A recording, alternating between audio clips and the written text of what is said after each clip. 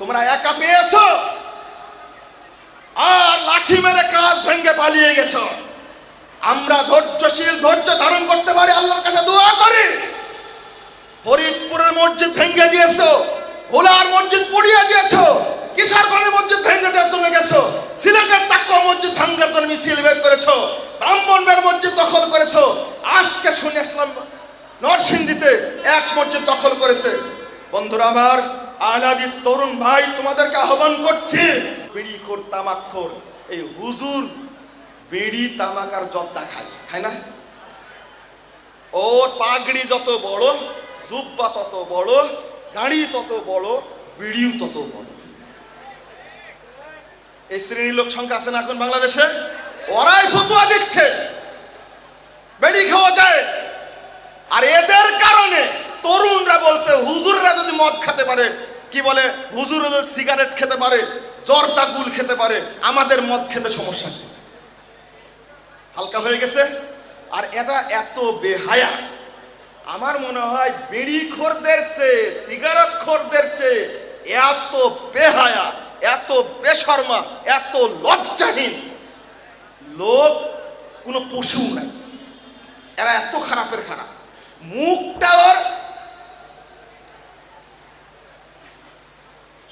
মুখটা ওর একবার হাউসের মতো। কিসের হাউস? কিসের হাউস? পায়খানার হাউস। আস্তাগফিরুল্লাহ। ও কেমনে খায় এইগুলো? আমি শেষ পাঠটা শেষ করে বক্তব্য শেষ করবো ইনশাআল্লাহ। সেটা হলো আর দুইটা পাঠ বাকি আছে সংক্ষেপে। একটা পাঠ ধর্মীয় জাহেলিয়া, আর একটা হলো রাজনৈতিক জাহেলিয়া। বাংলাদেশে এই দুইটা জাহেলিয়াত নিয়ে আমরা বর্তমানে বিপদে আছি। ধর্মের নাম নিয়ে কবর পূজা, মূর্তি পূজা, খাম্বা পূজা, তারপরে আপনার পীর পূজা, অলি পূজা, কবর পূজা, গাছ পূজা, পাথর পূজা, মাছ পূজা, কচ্ছপ পূজার যে আয়োজন চলছে সারা দেশব্যাপী, এইটা একটা প্রতিষ্ঠিত জাহেলিয়াত। একটা দিন সময় আসবে ইনশাআল্লাহ, তরুণ ভাইরা সারা দেশের উদ্দেশ্যে বলছি, যেখানে যুবক ভাইরা আছো, আমার এই কথাটা শুনে রাখো। তোমরা নিরাশ হয় না। মসজিদে যাচ্ছ, তোমাদেরকে পিটিয়ে বের করে দেওয়া হচ্ছে, তুমি ঘরে সালাত আদায় করো, এরপরে সুন্নাতকে আঁকড়ে ধরে থাকো। তোমরা দরকার নাই বেদাতের সাহস করা, অত্যাচার করুক, তবে মনে রাখবে আল্লাহর নবীর হিজরতের পরে ফাতে মক্কা হয়েছিল, হয়নি? আজকে তোমরা নির্যাতিত হচ্ছ, আগামী 10 বছরে দেখতে পাবা ইনশাআল্লাহ তরুণরাই এদেশের মাজার পূজা, কবর পূজা, খানকা পূজা, মাছ পূজা, গাছ পূজা, পাথর পূজার অস্তিত্ব শিকড় উপড়ে ফেলে দেবে ইনশাআল্লাহ। তরুণরা সজাগ হয়েছে এখন।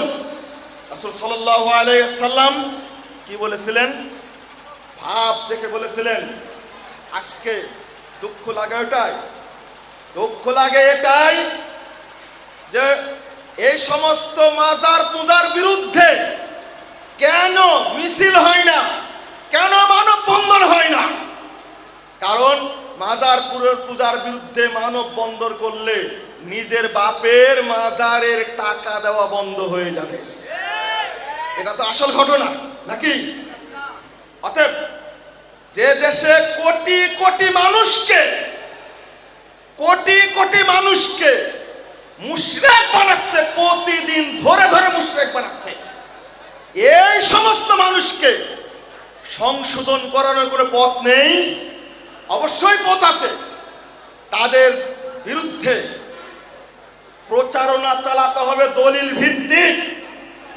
আহলে হাদিসদের সবচেয়ে বড় সমস্যা যেটা, আর একটা দিক বলতে ভুলে গেছি, রাজনীতির সাথে যে সমস্ত ভাইরা জড়িত, এই সমস্ত ভাইরা শুধু শিরিক করে না, বরং তারা শিরিক চাষ করে, তারা শিরিক উৎপাদন করে। ওই সমস্ত ভাইদেরকে বলবো, আপনারা রাজনীতি করুন, রাজনীতির মডেল হিসাবে গ্রহণ করুন মুহাম্মদুর রাসূলুল্লাহ সাল্লাল্লাহু আলাইহি ওয়াসাল্লামকে। যদি করতে পারেন তাহলে বাংলাদেশ আসলে সোনার বাংলা হবে ইনশাআল্লাহ। মডেল হিসাবে গ্রহণ করুন মুহাম্মদ সাল্লাল্লাহু আলাইহি ওয়াসাল্লামকে। মুহাম্মদ সাল্লাল্লাহু আলাইহি ওয়াসাল্লাম কি করেছিলেন? তার কাছে চোর এসে কখনো মুক্তি পেয়েছে? না, মুক্তি পায়নি। রাষ্ট্র পরিচালনা করা হচ্ছে সেটা ইংরেজদের দেওয়া থিওরির আলোকে, এটা মুহাম্মদের দেওয়া ইসলামের আলোকে নয়। কিয়ামত পর্যন্ত যদি পাশ্চাত্যের ধারা দ্বারা দেশ চালনা হয়, কিয়ামত পর্যন্ত কোনোদিন দেশে শান্তি আসবে না, কোনোদিন আসবে না। সেটা আমার বক্তব্য না, সে জর্জ বার্নার্ড সব বহু আগে বলেছেন। I believe a man like Muhammad, while facing the dictatorship of modern world, he would succeed in solving this problem in a way that would lead much needed peace and happiness. হে আমেরিকাবাসী শুনে রাখো, America রাজ্যসভায় ভাষণ দিয়ে বলছেন, আমেরিকাবাসী শুনে রাখো, আমি মনে করি মোহাম্মদের মতো একজন ব্যক্তি যদি বর্তমান বিশ্বের দায়িত্ব গ্রহণ করে, তাহলে সমস্ত অনাচার অত্যাচার রক্তের হোলি করে বন্ধ করে দিয়ে সারা পৃথিবীব্যাপী সুখ এবং শান্তির বন্যা বয়ে দিবে। একটা ছেলে, একটা লোক চুরি করেছে, সাহাবীদের মানে রাসূলের স্ত্রীদের কাছে গিয়ে বলছে উসামা বিন যায়েদকে পাঠাইছে নিষেধ করো, যে হাতটা যেন না কাটে। আল্লাহু আকবার। মুহাম্মদ সাল্লাল্লাহু আলাইহি সাল্লাম কি করলেন? উসামা বিন যায়েদের কাছে শুনে মেম্বারে বসে গেলেন, সবার সামনে বসে গিয়ে স্পষ্ট ভাষায় বলছে, শুনে রাখো, লাউ সারাকাত ফাতিমা বিনত মুহাম্মদ। অত প্রথম বলছেন লাকাদ হালাকা মান কালা ক্বাবলাকুম, তোমাদের পূর্বের লোক ধ্বংস হওয়ার কারণ হলো এজা সারাকুশ শরীফু, এরা সারাকাশ শরীফু তারাকুহু ওয়া ইজা সারাকা দাইফু ফাকামু আলাইহিল হাদ। ধনীরা যদি চুরি করত তাদেরকে ছেড়ে দিত, গরিবরা চুরি করলে তার উপরে হদ জারি করত। শুনে রাখো, এই জন্য তারা ধ্বংস হয়ে গেছে। আমার ঘোষণা, যদি আজকে মোহাম্মদের বেটি ফাতেমা চুরি করত, লাকাতাউ তুইয়া দেখা, আমি মোহাম্মদ তার হাত কেটে দিতাম। আজকে যদি স্বজন প্রীতি না করা হতো বাংলাদেশে, তাহলে বাংলাদেশ থেকে দুর্নীতি উৎখাত হতো, সন্ত্রাস উৎখাত হতো, মাদকতা উৎখাত হতো, জঙ্গিবাদ উৎখাত হতো বাংলাদেশ থেকে। শেষ বেলায় একটি কথা বলেই শেষ করব আপনাদের সামনে। বন্ধুরা আমার, ঢাকার রাজধানী এই শরীটুলা তরুণ সমাজের আয়োজিত এই সম্মেলন থেকে আপনাদের কাছে আবেদন আপিল রাখতে চাই। প্রথমত সমস্ত ভাই, দিনী ভাই এবং বোনদেরকে বলবো, তরিকা মাযহাব যত রকমের দল ফেরকা আছে সবগুলোকে বাদ দিয়ে আল্লাহর পক্ষ থেকে নাজিল হওয়া আল কোরআনুল কারীম এবং নবী মুহাম্মদ সাল্লাল্লাহু আলাইহি সাল্লামের সহিহ হাদিসকে ধারণ করুন। দুই, আমি বিশেষ করে আহলে হাদিস ভাইদেরকে বলবো, তরুণ ভাইদেরকে বলবো, বৃহত্তর স্বার্থে দ্বীনের উদ্দেশ্যে সমস্ত আহলে হাদিস উলামায়ে কেরাম এক প্ল্যাটফর্মে আসুন। দ্বীনের স্বার্থে বৃহত্তর উদ্দেশ্যে আল্লাহ যেন কবুল করে, আমিন ইয়া রাব্বাল আলামিন। এটাই আবেদন। আমরা যারা আছি বাংলাদেশে, আহলে হাদিস আকীদার লোক যত আছি, আমাদের সাংগঠনিক কিছু সাইনবোর্ড আলাদা থাকলেও আকীদা এবং আমলে সবাই ঐক্যবদ্ধ, আলহামদুলিল্লাহ। অথবা আমরা একসঙ্গে বসতে পারি, আলহামদুলিল্লাহ। আর এটা আমি মনে করি ঢাকার বংশালের ভাইরা যদি উদ্যোগ গ্রহণ করে, তাহলে আহলে হাদিস ভাইরা এক প্ল্যাটফর্মে বসতে সক্ষম, আল্লাহ হয়তো ব্যবস্থা করে দেবেন ইনশাআল্লাহ। কি তরুণ ভাইরা পারবেন এটা করতে? পারবেন না? পারবেন তো ইনশাআল্লাহ। আল্লাহ যেন কবুল করে। ব্রিটিশ বিরোধী আন্দোলন সফল হলো কেন? ভাষা আন্দোলন সফল হলো কেন? স্বাধীনতা আন্দোলন সফল হলো কেন?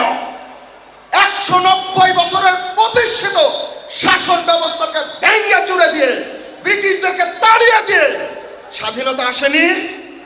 এসেছে। অল্প সংখ্যক মানুষ থাকলেও তাদের মধ্যে তাওহীদ ছিল। তাওহীদি চেতনায় আল্লাহ বরকত দান করেছে। বাতানে শুআব ও কাবাইল কো তুড়ো, রুসুমে খুন কে সালাসিল কো তুড়ো, এহি দিন মুহকাম এহি ফাতেহবা, কে দুনিয়া মে তাওহীদ হবে হিজাব। জনৈক কবি বলছেন, বাতানে শুআব ও কাবাইল কো তুড়ো, যত রকমের দলীয় বিভক্তি আছে ভেঙে চুরমার করে যাও। রুসুমে খুন কে সালাসিল কো তুড়ো, যত রসম রেওয়াজ নিয়ে মতনক্য আছে সবগুলো ভেঙে চুরমার করে দাও। এহি দিন মুকামে হে ফতহবা, এটাই হলো দ্বীনের নির্দেশ, এটাই হলো বিজয়ের দরজা। কে দুনিয়া মে তাওহীদ ও বেহিজাব, তখনই দেখবে তাওহীদের পতাকা পথ করে উঠতে শুরু করেছে। বলুন আলহামদুলিল্লাহ। ঐক্যবদ্ধ হলে আর কোনদিন আহলে হাদিস মসজিদের উপরে আক্রমণ করতে পারবে না ইনশাআল্লাহ। কোন আহলে হাদিস আলেমের গায়ের উপরে হাত দিতে পারবে না ইনশাআল্লাহ। তোমরা একা পেয়েছো আর লাঠি মেরে কাজ ভেঙে পালিয়ে গেছো। আমরা ধৈর্যশীল, ধৈর্য ধারণ করতে পারি, আল্লাহর কাছে দোয়া করি। ফরিদপুরের মসজিদ ভেঙে দিয়েছো, ভোলার মসজিদ পুড়িয়ে দিয়েছো, কিশোরগঞ্জের মসজিদ ভেঙে দেওয়ার জন্য গেছো, সিলেটের তাকুয়া মসজিদ ভাঙার জন্য মিছিল বের করেছো, ব্রাহ্মণবাড়িয়ার মসজিদ দখল করেছো। আজকে শুনে আসলাম নরসিংদীতে এক মসজিদ দখল করেছে। বন্ধুরা আমার, আহলে হাদিস তরুণ ভাই, তোমাদেরকে আহ্বান করছি, সুন্নাতের পথে আসো, ঐক্যবদ্ধ হও। আল্লাহর ঘর যারা মসজিদ ভেঙে দেয় তারা কখনো মুসলমান হতে পারে না। তারা আল্লাহর শত্রু, তারা মুসলিম উম্মাহর শত্রু, তারা কাবার শত্রু। অতএব আগামী দিনে জঙ্গিবাদের মিথ্যা ধোঁয়া তুলে নির্যাতন করবা, এই সুযোগ আগামী দিনে পাবে না ইনশাআল্লাহ। আমি আহলে হাদিস নেতৃবৃন্দকে বলবো, প্রত্যেক দলে এমনকি এমপি মন্ত্রী পর্যন্ত আছে, তাদেরকে বলবো যেখানে আহলে হাদিস ভাইয়ের আক্রান্ত হবে অন্তত আপনি একটা ফোন দিন ডিসি সাহেবকে, আপনি ওসি সাহেবকে ফোন দিন। আপনার মর্যাদা আমরা বুঝি, এক ডিসিকে ফোন দিলে ওই ডিসি পেশাব করে বান করে দিবেন। এরকম ক্ষমতা সম্পন্ন লোক আছে বাংলাদেশে আলহামদুলিল্লাহ। কেন আহলে হাদিস মসজিদ ভাঙবে? বন্ধুরা আমার, বাংলাদেশটাকে যাদেরকে ধর্মীয় ঠাকুর মনে করেন, আপনারা ধর্মীয় গুরু মনে করেন, যাদের মাধ্যমে পিস টিভির মতো চ্যানেল বন্ধ হয় কিন্তু জি বাংলা বন্ধ হয় না, জি টিভি বন্ধ হয় না, যাত্রা বন্ধ হয় না, কনসার্ট বন্ধ হয় না বাংলাদেশে। তুমি কোন লজ্জা পিস টিভি বন্ধ করতে যাও? কোন লজ্জা আহলে হাদিস সম্মেলন বন্ধ করতে যাও? তোমার মতো পাগড়িওয়ালা আহলে হাদিস মসজিদকে বলে শিয়া মসজিদ, তোমার মতো পাগড়িওয়ালা আহলে হাদিস মসজিদকে বলে কাদিয়ানি মসজিদ। আহলে হাদিসরা স্পষ্ট ঘোষণা করে আর কাদিয়ানিরা হলো কাফের, শিয়ারা হলো অমুসলিম।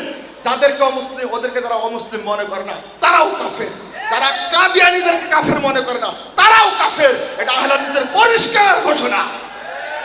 তোমরা কিভাবে আহলে হাদিসদের উপরে এই আক্রমণটা করে থাকো, আল্লাহ তোমাদেরকে হেদায়েত দান করুক, আমিন। ঐক্যবদ্ধ হয়ে বর্তমান ক্রান্তিকালে সবার ঐক্যবদ্ধ হয়ে বর্তমান পরিস্থিতি মোকাবেলা করা উচিত। আল্লাহ যেন আমাদের সকলকে তৌফিক দান করে, উলামা কেরামকে যেন এক মঞ্চে বসার তৌফিক দান করে। আল্লাহ তোমার কাছে দোয়া করছি, আল্লাহ এই দেশটাকে নির্ভেজাল তাওহীদের দেশ হিসেবে কবুল করো। যারা শিরক বিদআতের সাথে জড়িত, আল্লাহ তুমি তাদেরকে হেদায়েত দান করো। যে সমস্ত আলেম নামের কলঙ্ক শিরক বিদআতের বক্তব্য দিয়ে মানুষকে বিভ্রান্ত করছে, আল্লাহ তুমি তাদেরকে হেদায়েত দান করো। আল্লাহ এই দেশটাকে তুমি জঙ্গিবাদ মুক্ত দেশ হিসেবে কবুল করে নাও, এই দেশটাকে সন্ত্রাস মুক্ত দুর্নীতি মুক্ত দেশ হিসেবে তুমি কবুল করে নাও, আমিন ইয়া রাব্বাল আলামিন। সবাইকে আবারও শেষে মুবারকবাদ জানিয়ে শেষ করছি এই সুন্দর প্রোগ্রাম আয়োজন করার জন্য। আল্লাহ তুমি এই বংশালের ঢাকার এই যুবক ভাইদেরকে নির্ভীতাল তাওহীদ প্রতিষ্ঠার জন্য তুমি কবুল করে নাও। আল্লাহ তুমি আমাদের সকলকে জান্নাতুল ফেরদাউসের জন্য কবুল করে নাও, আমিন ইয়া রাব্বাল আলামিন। শেষে একটা আবেদন, সেটা হলো দাওয়াত দেওয়ার জন্য আপনারা মাঠে থাকবেন ইনশাআল্লাহ। প্রত্যেক তরুণ আমার কাছে ওয়াদা করবেন, আপনারা যার যতটুকু সামর্থ্য আছে সেখানে দাওয়াতি কাজ করবেন ইনশাআল্লাহ। বলেন, পানের দোকানদার হোক, রিকশাওয়ালা হোক, ভ্যান চালক হোক, ট্রাক চালক হোক, দোকানদার হোক, ব্যবসায়ী হোক, ইঞ্জিনিয়ার হোক, ডাক্তার হোক, সচিব হোক, ডিসি হোক, এসপি হোক, মন্ত্রী হোক, এমপি হোক, চেয়ারম্যান হোক, মেম্বার হোক, কমিশনার হোক, যত শ্রেণীর লোক আছে সবাই দাওয়াতি কাজে অংশগ্রহণ করবে। আল্লাহ তুমি কবুল করো। আসসালামু আলাইকুম ওয়া রাহমাতুল্লাহ।